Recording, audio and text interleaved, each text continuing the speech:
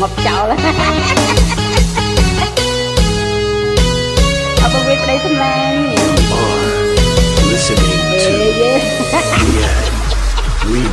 bông biết bông thầm lan nhưng chúng ta bài bông co bông biết ai bông biết ai xong lan tầm lấy chết ôn lên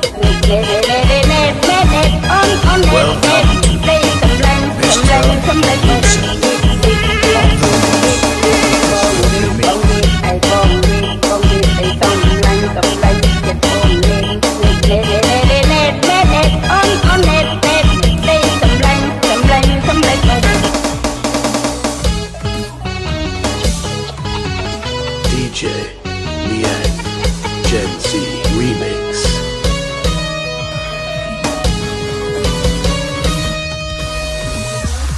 DJ Liang Gen Z Remix.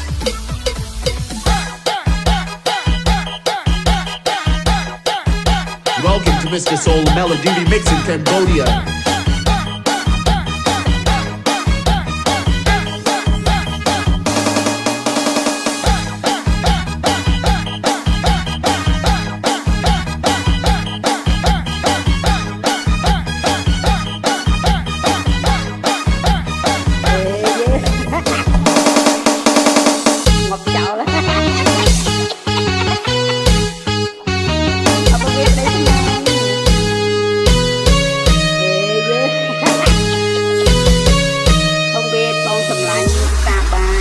DJ Liang Gen Z Remix.